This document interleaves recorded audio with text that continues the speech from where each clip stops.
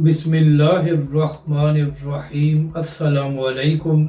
मैं हूं अली असगर और आप देख रहे हैं मेरा यूट्यूब चैनल। काजी कौन होता है, ये फैसला देने वाला। कौमी असम्बली में हाफिज साद हुसैन रिजवी की गूंज। इस वीडियो में हम इसी के मुतालिक बात करेंगे।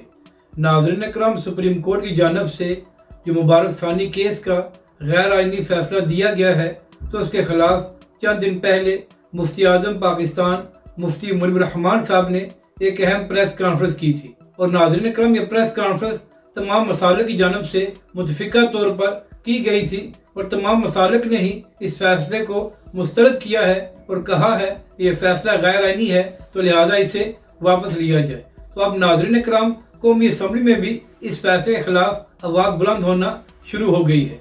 तो इसी हवाले से आज कौमी असम्बली का जो इजलास हुआ है, वहाँ पर सुन्नी इत्तेहाद कौंसिल के हामिद रज़ा खान साहब ने खिताब करते हुए कहा कि आखिर चीफ जस्टिस और सुप्रीम कोर्ट को किसने हक दिया है कि वो गैर आइनी फैसला देकर कादियानी को नवाजे। नाज़रीन कराम, हामिद रज़ा खान साहब ने खिताब करते हुए कहा कि मुबारक सानी केस के फैसले में कम अज़ कम 13 जगहों पर तहरीफ कुरान की इजाज़त दी गई है और किसी सूरत में भी इसको कबूल नहीं किया जा सकता। नाज़रीन कराम, हामिद रज़ा खान साहब ने कहा कि अगर हुकूमत इस सारे मामले को कौमी असम्बली में हल करना चाहती है तो फौरी तौर पर उस कमेटी का इजलास बुलाया जाए जिसका ऐलान हुकूमत की जानब से किया गया था। नाज़रीन कराम, हामिद रज़ा खान साहब ने कहा कि अगर हुकूमत इस सारे मामले को कौमी असम्बली में हल नहीं करती तो इसका एक ही मतलब होगा कि काजी फाजिसा के फैसले के पीछे हुकूमत भी खड़ी है। नाज़रीन कराम, हामिद रज़ा खान साहब ने कहा कि इससे पहले भी नून लीग की हुकूमत में 2017 में खत्म नबूवत के हलफनामे में तब्दीली की गई थी, जिसकी वजह से बड़े मसाइल पैदा हुए थे। तो लिहाजा अब हुकूमत के पास मौका है कि वो इस सारे मामले को कौमी असम्बली में हल करे ताकि अवाम सड़कों पर ना आए।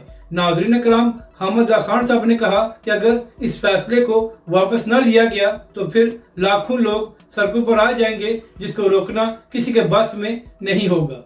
यानी कि नाज़रीन कराम, जो बात चंद दिन पहले तहरीक लब्बैक के अमीर हाफिज साद हुसैन रिजवी ने की थी, आज वही बात कौमी असम्बली में भी की गई है।